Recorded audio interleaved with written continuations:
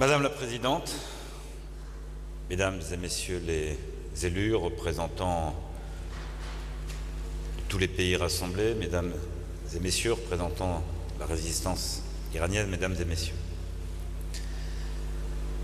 Ce rassemblement prévu de longue date se déroule à un moment exceptionnel. Député de la République, j'étais encore à 15 h place de la République parce que mon devoir était d'être là avec les centaines de milliers, les millions de personnes qui se rassemblent aujourd'hui. Mon devoir était aussi d'être parmi vous à 17 h, ce qui a été extrêmement difficile. Ma qualité de député, président de Cergy-Pontoise, aujourd'hui président du comité parlementaire pour un Iran démocratique.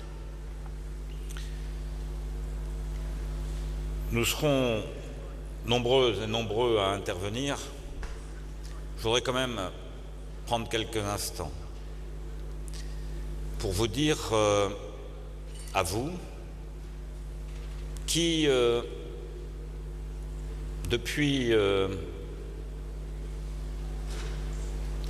maintenant plusieurs dizaines d'années, depuis 30 ans, 35 ans, lutter contre l'intégrisme, le fascisme religieux, que ce moment exceptionnel de l'histoire que nous vivons aujourd'hui, notre responsabilité collective sera de pouvoir s'appuyer sur cette dynamique que nous venons de voir sur les images pour que les choses changent.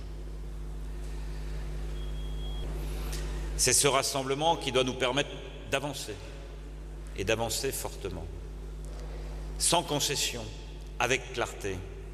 Nous sommes là ensemble, rassemblés depuis des années, pour lutter contre le régime des mollahs, ce qu'il représente, ce qu'il alimente, ce qu'il diffuse. Nous avons été touchés en France, 17 citoyens français sont morts cette semaine. 17, que 17.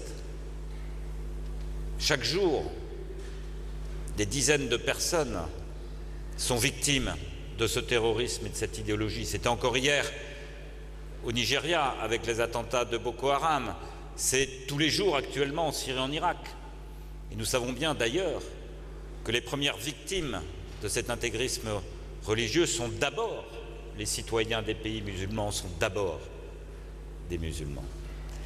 Alors, il faut effectivement se servir de l'écho que représentent dans la patrie des droits de l'homme ces événements de cette semaine pour pouvoir avancer demain. Et sans être plus long, le vœu que je forme avec vous, c'est que ce que nous disons de longue date, qui, sur la scène et dans la diplomatie internationale, débouche parfois sur des attitudes insuffisamment fermes, des contorsions, des évitements, ne se traduisent plus demain.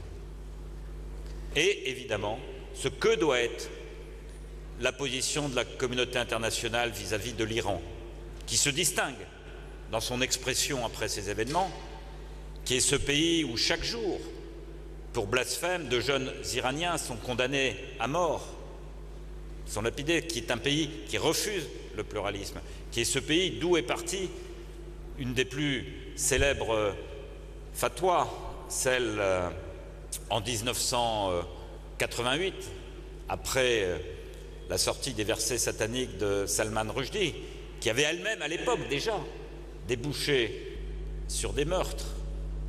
Donc tout cela doit aujourd'hui cesser. Nous devons être tous rassemblés avec détermination contre le fondamentalisme, contre l'intégrisme religieux, autour de valeurs fortes, celles de la liberté, celles de l'égalité, celles de la laïcité.